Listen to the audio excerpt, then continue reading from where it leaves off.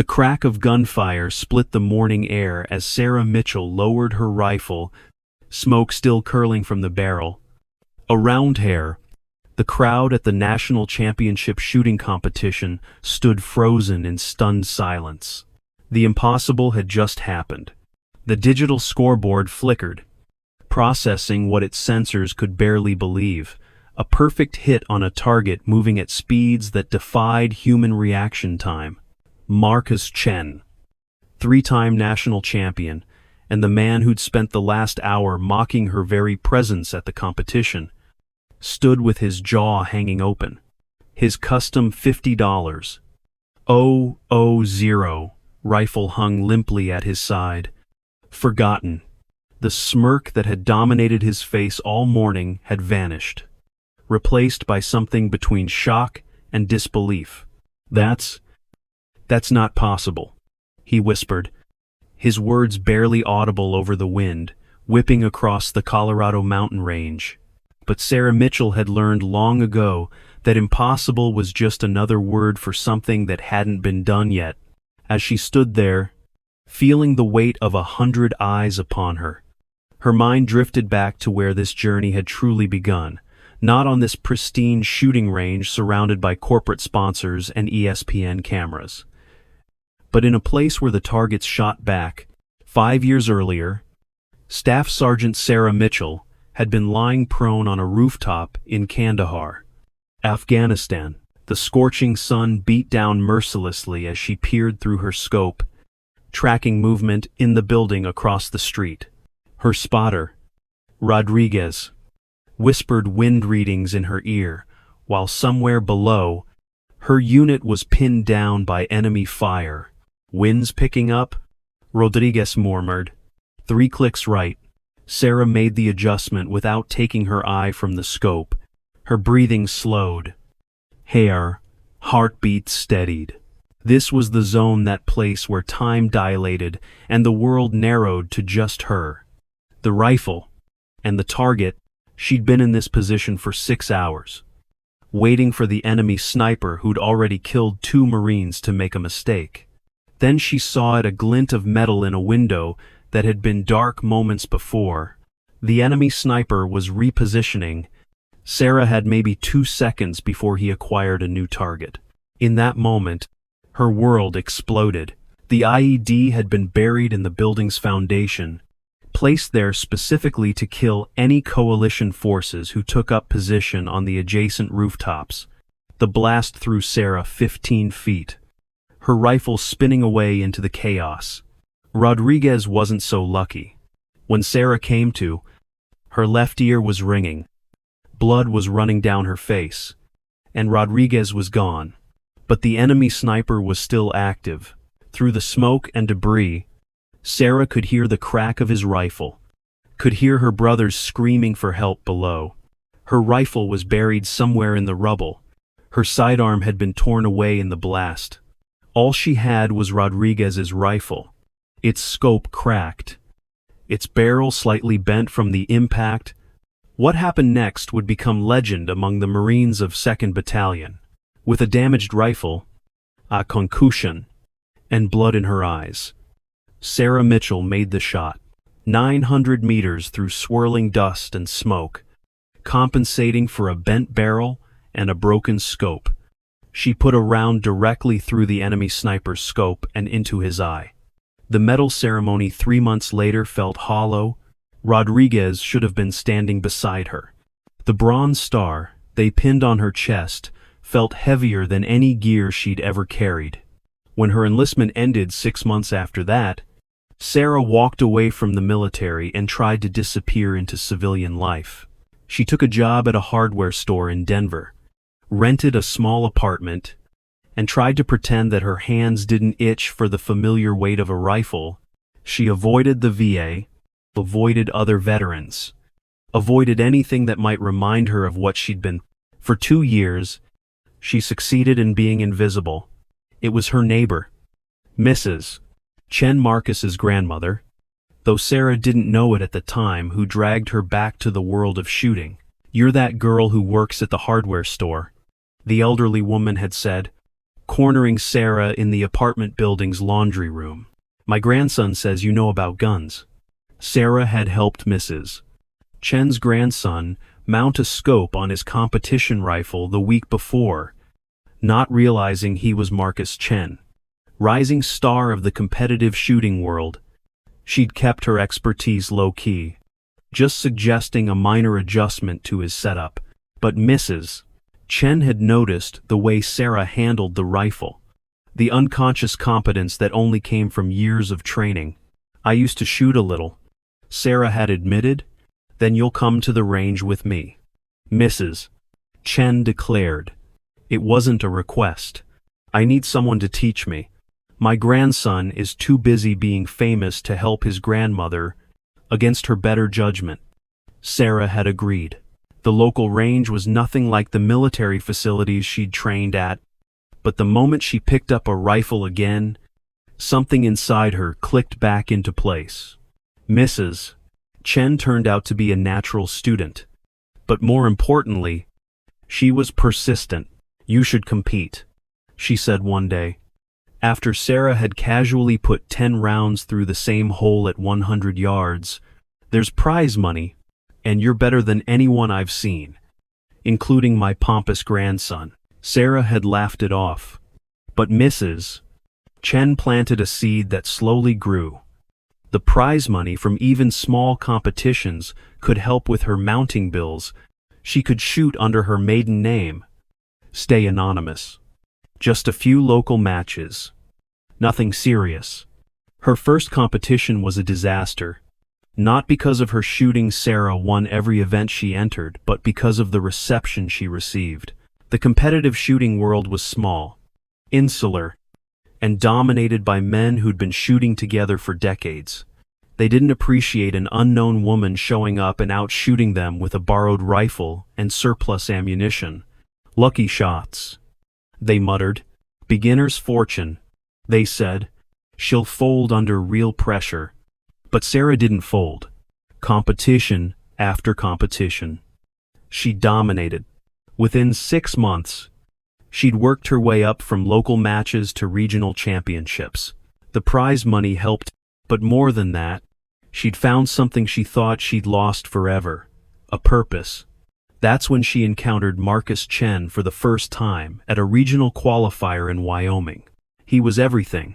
Sarah wasn't young, cocky, sponsored by major manufacturers, and treated like royalty by everyone in attendance. His custom rifle cost more than Sarah made in a year. His shooting outfit was covered in sponsor patches. He had an entourage. Sarah had neither sponsors nor an entourage. She showed up in jeans and a faded Marines t-shirt, carrying a rifle she'd bought, used, and modified herself. The contrast wasn't lost on the crowd, especially Marcus. "You're that woman who's been cleaning up at the local matches," he'd said, looking her up and down dismissively. "Cute. But this isn't some weekend warrior event. This is where real shooters compete." Sarah had simply nodded and walked away. She dealt with enough insecure men in the military to know that engaging would only escalate things. But Marcus wasn't content to let it go. Throughout the day, he made snide comments loud enough for everyone to hear, about how the sport was becoming too inclusive, about how standards were dropping, about how some people didn't belong. When Sarah beat him by 15 points, he'd stormed off without shaking her hand. The victory felt hollow. She'd come here to shoot, not to deal with petty drama. But the prize money from the regional championship was enough to finally fix her truck and catch up on rent. She couldn't afford to walk away. Over the next year, Sarah and Marcus developed an unintentional rivalry. They crossed paths at major competitions across the western states. Marcus's antagonism grew with each loss. He started actively campaigning against her, suggesting to match organizers that she should be drug tested, that her military background gave her an unfair advantage, that she was somehow cheating. "She's got to be on something." Sarah overheard him telling a group of sponsors at a match in Arizona. "No woman shoots like that naturally. And that whole wounded veteran sob story? Probably made up for sympathy points. It took every ounce of self-control not to show him her scars, not to tell him about Rodriguez, not to explain what real pressure felt like. Instead, she channeled her anger into her shooting. Every bullseye was a small victory. Every perfect score was a quiet rebellion. Mrs. Shen, who Sarah had continued to teach, never mentioned that Marcus was her grandson. She just smiled knowingly whenever Sarah mentioned the arrogant shooter who seemed to have it out for her. It wasn't until the old woman had a heart attack that the connection was revealed. Sarah was visiting Mrs. Chen in the hospital when Marcus walked in. The look on his face when he saw Sarah sitting beside his grandmother's bed, holding her hand, was priceless. "What are you doing here?" he demanded. "Visiting my friend." Sarah had replied calmly. Mrs. Shen, even weak from surgery, had enough strength to glare at her grandson. "Sarah has been teaching me to shoot for 2 years," she said. "She's been more of a grandchild to me than you have."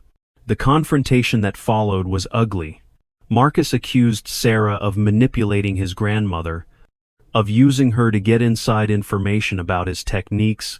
Sarah had simply gathered her things and left. But not before Mrs. Chen grabbed her hand. "Don't let him drive you away," the old woman whispered. "He's forgotten what's important. Maybe losing to you will remind him." But Marcus's behavior only worsened. He used his influence with sponsors to try to block Sarah's entry into major competitions.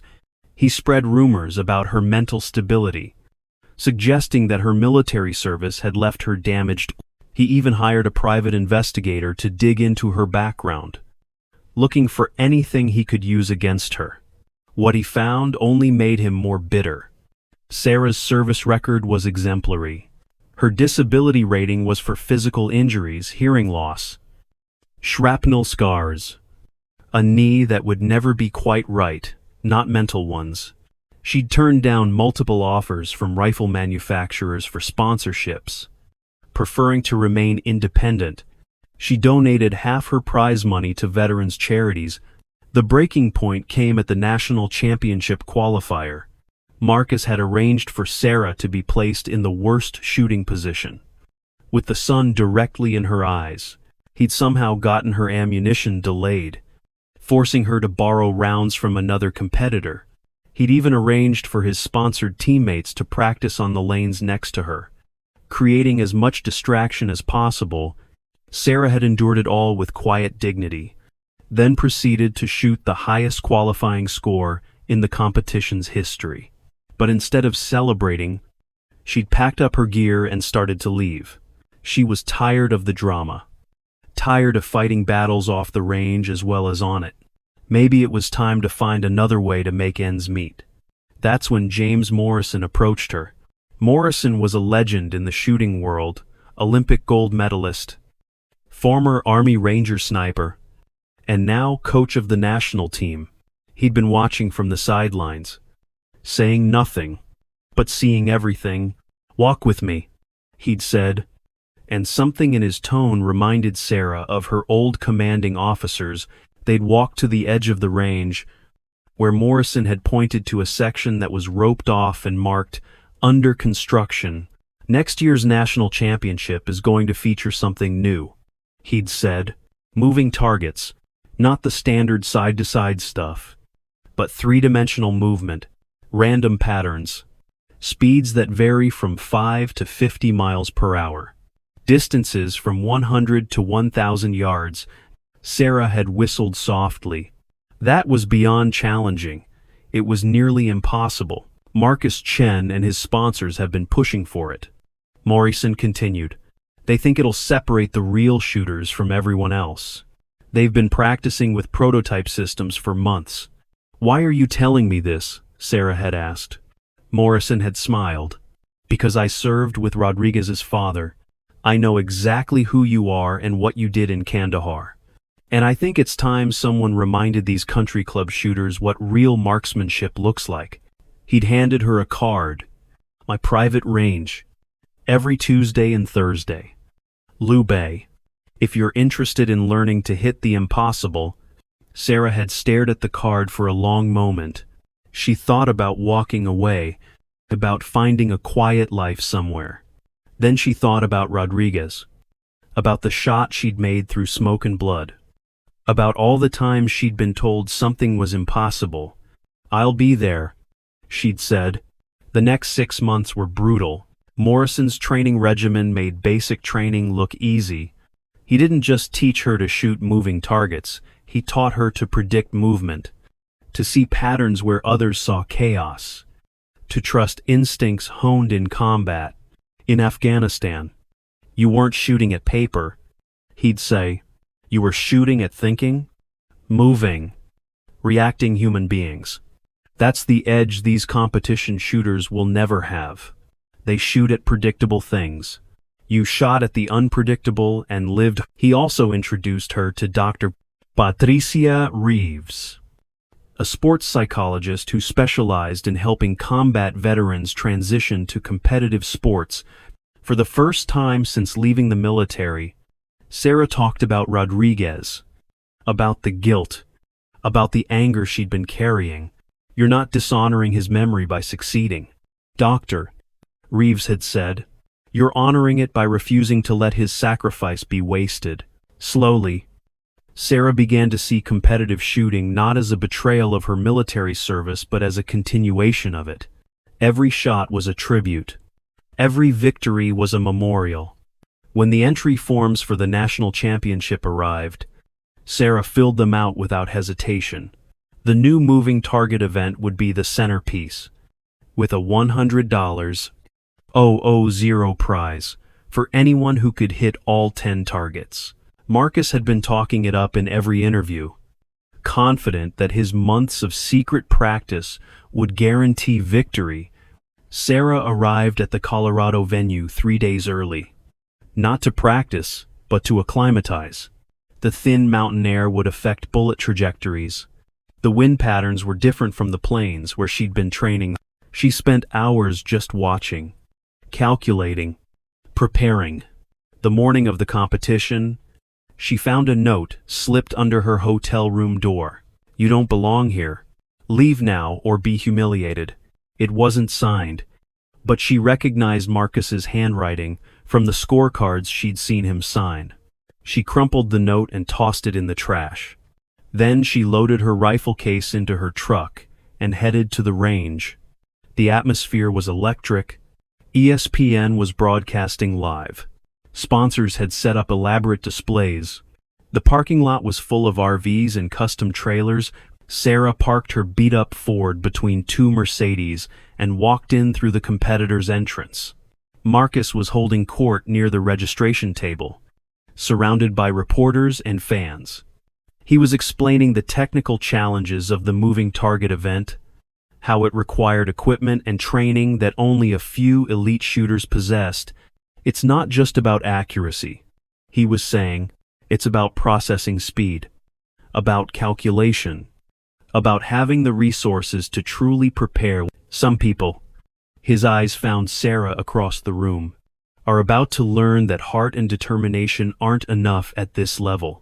Sarah signed in, collected her competitor number, and found her assigned preparation area. She'd drawn a spot right next to Marcus's elaborate setup, another bit of psychological warfare. She assumed, while his team unloaded cases of custom ammunition and high-tech spotting scopes, Sarah quietly assembled her rifle and laid out her gear. That's it? One of Marcus's teammates laughed. That's all you brought for the hardest shooting challenge ever designed? Sarah looked at her setup. 1 rifle, 1 box of hand-loaded ammunition, 1 worn notebook where she'd recorded her observations, and a photo of her unit in Afghanistan that she always carried. It's all I need, she said simply. The preliminary events went as expected. Sarah placed in the top 3 in every category, trading victories with Marcus and a handful of other top shooters. But everyone was really waiting for the main event, the moving target challenge that would crown the true champion. When the time came, the crowd gathered around the specialized range. 10 targets would appear randomly, moving in unpredictable patterns at varying speeds and distances. Each shooter would get exactly 10 shots. No do-overs. No practice rounds. The targets were equipped with sensors that would only register direct center hits. Anything else was a miss. Marcus went first, strutting onto the firing line like he owned it. His performance was impressive, 7 hits out of 10. The crowd erupted in applause. No one had expected anyone to hit more than 5. "Beat that," he said as he passed Sarah, loud enough for the microphones to pick up. Sarah took her position, feeling the familiar calm descend over her. The world narrowed. The crowd faded.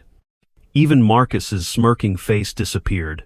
All that remained was her heartbeat, her breathing, and the weight of the rifle in her hands. The first target appeared a rapid mover at 200 yards, zigzagging unpredictably. Sarah didn't think, she reacted. The rifle bucked against her shoulder, and the target sensor flashed green. Hit. The second target was further out, moving slowly but erratically, designed to mess with a shooter's timing. Sarah watched for a half-second, seeing not a mechanical target but a pattern, a rhythm. She fired. Green flash. Hit. By the fifth target, the crowd had gone silent. Sarah was in the zone now. That place where time moved differently. She wasn't calculating wind speed or bullet drop, she was feeling it. The way she'd learned to feel the rhythm of a battlefield. Target 6 was the killer maximum range. Maximum speed. Moving in a figure-8 pattern that should have been impossible to predict. Sarah closed her eyes for a fraction of a second, then opened them and fired in one smooth motion. The green flash seemed to surprise even the judges. 7, 8, 9. Each shot was perfect. Each hit centered. The crowd was on its feet now. Even Marcus's supporters caught up in witnessing something extraordinary. Then came target 10. When it appeared, a collective gasp went through the crowd. It wasn't following any pattern at all. It was moving randomly, stopping and starting, changing direction without warning. This wasn't just difficult, it was designed to be impossible. Sarah stood perfectly still, rifle at her shoulder, watching. 5 seconds passed. 10. The target danced across the range, taunting her. The crowd began to murmur. Was she going to forfeit the shot? Then Sarah saw it, not a pattern in the target's movement, but a pattern in its randomness. The same algorithm that made it unpredictable also gave it away, creating tiny moments of inevitability between the chaos. It was like reading human behavior in combat. Truly random movement was impossible. There was always a tell. She waited for that moment of inevitability, that fraction of a second when the target had to be exactly where physics demanded. Then she squeezed the trigger. The green flash was so bright it could be seen from the parking lot. 10 for 10. A perfect score on an impossible challenge. The range erupted. Even hardened competitors who'd resented Sarah's presence were on their feet, applauding. She had done more than win. She had elevated the sport itself, showing that the impossible was just another target waiting to be hit. Sarah lowered her rifle and finally allowed herself to look at Marcus. He stood frozen, his face a mixture of disbelief and something else, respect. Maybe, or at least the beginning of it. "How?" he asked, his voice picked up by the range microphones. "How did you do that?" Sarah thought about Rodriguez, about smoke and blood and impossible shots. She thought about Mrs. Shen, who'd refused to let her hide. She thought about Morrison and Dr. Reeves, who'd helped her find her way back. She thought about every snide comment, every attempt to drive her out, every barrier placed in her path. "I learned a long time ago," she said, her voice carrying across the silent range. That when you're shooting at something that shoots back, you don't get second chances. You learn to make impossible shots. Or you don't come home. She paused, looking directly at Marcus. You've spent so much time trying to prove I don't belong here that you forgot what competition is really about. It's not about keeping people out. It's about bringing out the best in everyone who steps up to the line. The crowd erupted again. But Sarah was already packing up her gear. She had one more stop to make before heading home. At the hospital, Mrs.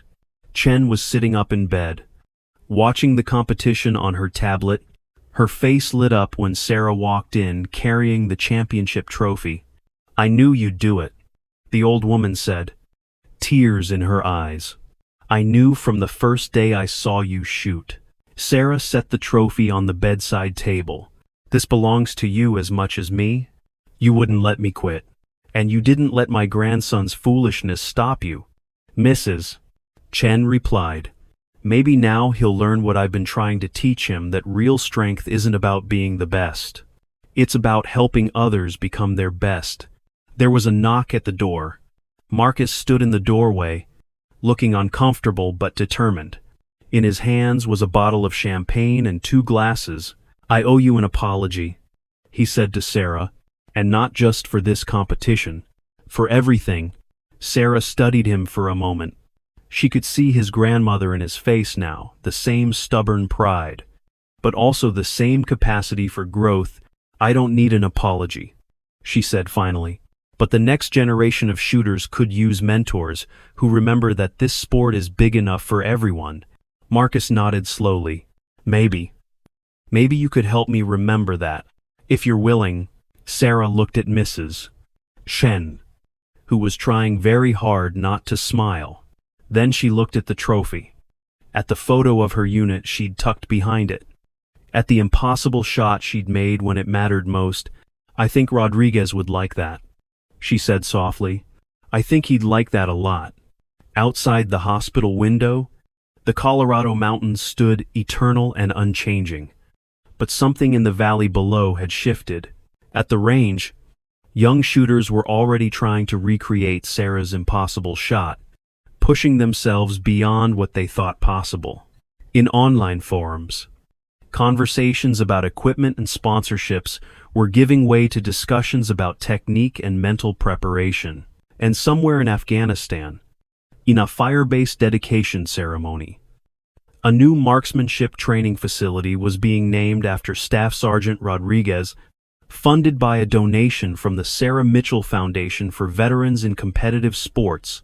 The impossible shot had found its target, and its impact would ripple outward for years to come, because Sarah Mitchell had learned in the hardest possible way that the most important targets weren't made of paper or steel, they were made of potential, waiting for someone with the courage to take aim at what others said couldn't be hit.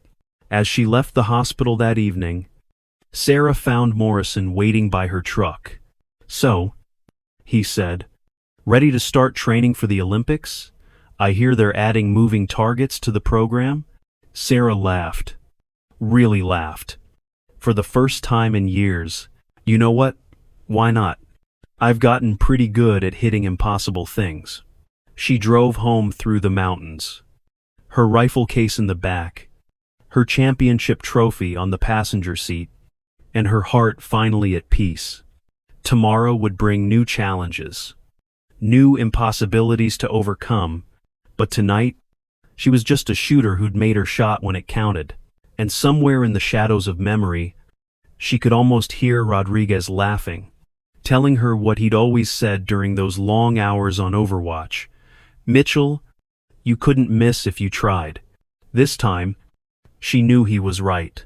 Epilogue. The shot that changed everything. 2 years after the impossible shot that stunned the shooting world, Sarah Mitchell stood in the early morning mist at Morrison's range, watching a dozen veterans work through their fundamentals.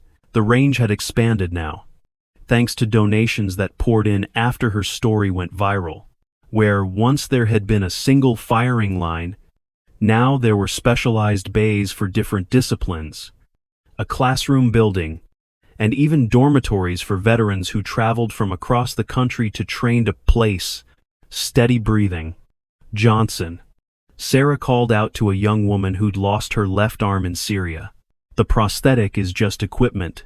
The shot comes from here. She tapped her chest. Right over her heart. Johnson nodded, adjusting her stance. The custom shooting prosthetic had been developed specifically for the program, a collaboration between Sarah's foundation and a tech startup run by a former Navy corpsman. It was one of many innovations that had emerged from what the media had dubbed the Mitchell method, though Sarah hated the name. You know, you're getting soft, a familiar voice said from behind her. Marcus Chen approached, carrying 2 cups of coffee. He handed one to Sarah, then nodded toward the firing line. I would have told Johnson to stop overthinking and just shoot. That's why you work with the advanced students, and I work with the beginners. Sarah replied, accepting the coffee gratefully. They need to build confidence before you can tear it down and rebuild it. It was strange how things had evolved. Marcus had become one of the program's most dedicated instructors, working with veterans who were ready for competitive training. His transformation had been gradual but genuine. The cocky shooter who'd tried to drive her out of the sport was gone, replaced by someone who understood that true excellence meant lifting others up. Speaking of advanced students, Marcus said, Olympic team selections are next month. You ready? Sarah sipped her coffee, watching Johnson's next shot hit dead center. Morrison thinks I am. Dr. Reeves says my mental game has never been stronger. But you're Sarah Mitchell, so you're convinced you need another 6 months of practice. Marcus finished. You know you're going to make the team, right? After what you did at Worlds last year? The World Championships had been another impossibility made real. Sarah had not only competed against the best shooters on the planet, but had set 3 world records in the process. The moving target event, now an official category, thanks partly to her influence, had been dominated by her revolutionary approach to reading patterns in chaos. Making the team isn't what worries me, Sarah admitted. It's everything else.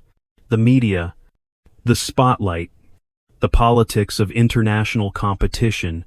Marcus laughed. You face down Taliban snipers and you're worried about reporters? Taliban snipers were trying to kill me. Reporters are trying to make me into something I'm not, some kind of symbol or spokesperson. I just want to shoot. Too late for that. A weathered voice interrupted. Morrison approached, his gait slightly stiff from old injuries, but his eyes as sharp as ever. You became a symbol the moment you made that shot. Question is, what are you going to do with it? Sarah knew he was right. The impossible shot had done more than win her a championship. It had opened doors for hundreds of veterans who'd been told their shooting days were over. It had forced the competitive shooting world to examine its biases and barriers. It had even led to equipment innovations that helped disabled shooters compete on equal terms. Package for you. Mitchell, one of the range assistants, called out, approaching with a large box. Signature required. Sarah signed for it, frowning at the return address. Opening it carefully, she found a gleaming rifle case with a note attached. Miss Mitchell, we've been following your work with veterans and would be honored to support your Olympic journey. This rifle was custom built to your specifications based on our analysis of your shooting style. No strings attached, just a thank you for showing the world what's possible. Barrett Firearms Manufacturing. Inside was the most beautiful rifle Sarah had ever seen. Every detail was perfect. From the balance to the trigger weight to the custom stock, shaped exactly for her build. It was the kind of equipment she'd never been able to afford. The kind Marcus had taken for granted. Holy. Marcus whistled. That's a $30. Zero rifle. Barrett doesn't just give those away. They do when you're Sarah Mitchell. Morrison said gruffly. Question is, will you use it? Sarah ran her fingers along the barrel. feeling the precision in every millimeter. For years, she'd prided herself on competing with basic equipment, proving that skill mattered more than money. But was that pride holding her back from her full potential? Rodriguez always said you should use every advantage in a fight, she murmured. Said it was disrespectful to your enemy not to bring your best. Smart man. Morrison agreed. So what would he say about the Olympics? Sarah carefully closed the case.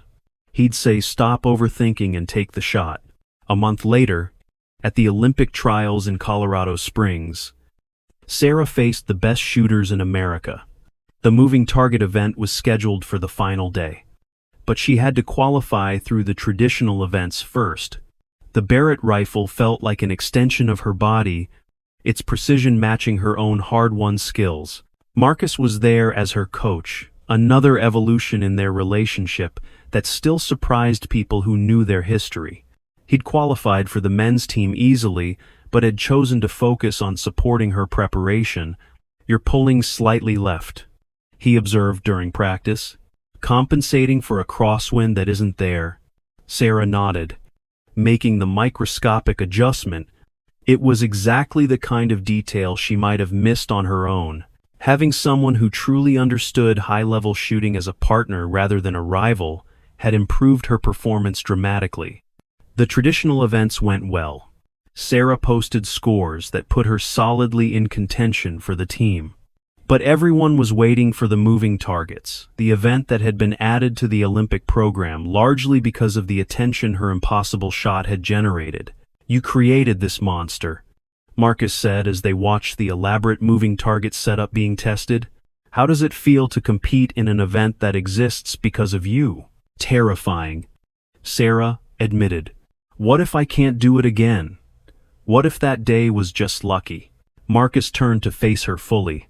You want to know what I saw that day? Not luck. I saw someone who'd been tested in ways I couldn't imagine, bringing skills I'd never understand to a sport I thought I owned. You didn't just make an impossible shot, you showed us all what we were missing. The qualification round was brutal. The Olympic version of moving targets was even more complex than what Sarah had faced 2 years ago. Multiple targets appeared simultaneously, moving in coordinated patterns that required instant decision-making about which to engage first. Wind fans created artificial conditions that changed every few seconds. The distances varied from 50 to 500 meters. Sarah's first run was solid but not spectacular, good enough for third place with 2 rounds to go.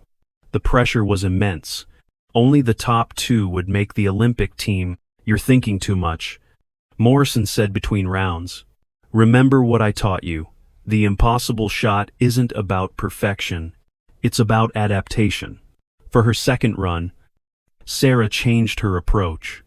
Instead of trying to predict each target's movement, she let her combat instincts take over.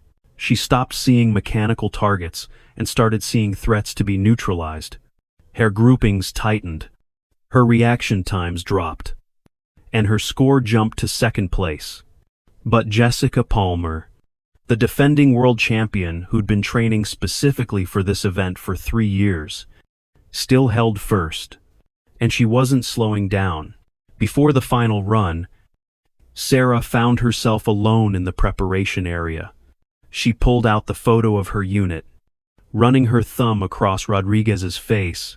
They'd been so young, so confident in their skills and their purpose. I know what you'd say, she whispered. You'd tell me to stop feeling sorry for myself and remember why I'm here. But why was she here? For the glory? The vindication? To prove something to people who no longer mattered? No. She was here because every impossible shot she made opened doors for someone else. Because Johnson and the other veterans at the range needed to see that their limitations weren't limits. Because somewhere, a young girl was watching and thinking maybe she could do something impossible too. Sarah walked onto the firing line for her final run with perfect calm. The crowd noise faded. The pressure evaporated. Even Palmer's impressive lead became irrelevant. This wasn't about beating anyone else. It was about honoring everyone who'd helped her get here. The first cluster of targets appeared, and Sarah flowed into action. She didn't think, didn't calculate, she simply existed in perfect harmony with her rifle, her training, and her purpose. Each shot found its mark with surgical precision. When targets appeared simultaneously, she engaged them in an order that seemed random, but followed a combat-tested logic of threat prioritization. Halfway through, she heard the crowd gasp, but didn't let it penetrate her focus. She was back in Afghanistan, providing overwatch for her brothers and sisters, except this time she could save everyone. This time, every shot could make a difference. The final target array was diabolical. 5 targets at different distances, all moving in different patterns, with only 3 seconds to engage them all. It was designed to be partially completed at best. Sarah saw the pattern in the chaos, not in the target's movement. But in the spaces between them, there was a moment, lasting less than a second, where all 5 would align in a way that made them reachable in sequence. She waited, feeling the moment approach the way she'd once felt, enemy movements in the dark. Then she fired 5 shots, so fast they sounded like automatic fire. 5 targets flashed green simultaneously. The range fell silent.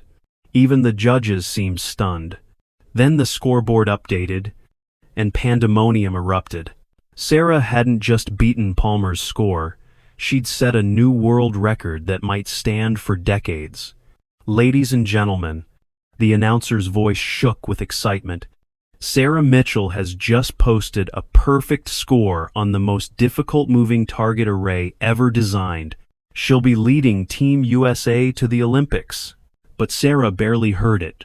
She was surrounded by Morrison and Marcus, by Dr. Reeves, who'd flown in to support her, by Johnson and a dozen other veterans who'd made the trip to watch. This was why she shot, not for records or glory, but for the community of people who understood that impossible was just another word for opportunity. 6 months later, Sarah stood in the tunnel leading to the Olympic shooting venue in Paris. The Barrett rifle was a comfortable weight in her hands. Marcus stood beside her as coach, wearing his Team USA tracksuit with pride. "Remember," he said, "everyone here is good, but you're the only one who's made impossible shots when lives were on the line." Sarah nodded, then surprised him with a question. "Your grandmother, do you think she's watching?" Marcus smiled. Mrs. Chen had passed away 6 months after the championship, but not before seeing her grandson transform from an arrogant competitor into a true sportsman. Her final words to Sarah had been, "Keep teaching him. She's watching," Marcus said firmly, probably critiquing everyone's form and wondering why they're making such a fuss over simple marksmanship. Sarah laughed, feeling the last of her tension drain away. This was just another day at the range. Another opportunity to do what she loved. The fact that 1 billion people would be watching was irrelevant. "Mitchell, you're up." An official called. Sarah walked into the Olympic arena. The lights bright enough to blind, the crowd large enough to intimidate, but all she saw was the firing line, the targets, and the chance to show the world what a veteran with a rifle and a purpose could accomplish. The impossible shot had brought her here, but it was all the possible shots, the daily practice, the patient teaching, the gradual building of skill and confidence that would carry her forward. As she took her position, Sarah thought about Rodriguez one more time, not about how he died, but about how he lived with courage, skill, and an unshakable belief in his teammates. "This one's for all of us," she whispered, then raised her rifle and prepared to make the impossible possible once more. The shot that changed everything had been fired 2 years ago, but its echoes would resonate for generations. In every veteran who picked up a rifle again, in every barrier broken, in every impossible target hit by someone who'd been told they couldn't. Sarah Mitchell had learned to make impossible shots in the crucible of war. Now she would make them in the arena of peace, proving that sometimes the greatest victories come not from defeating others, but from lifting them up to heights they never imagined possible.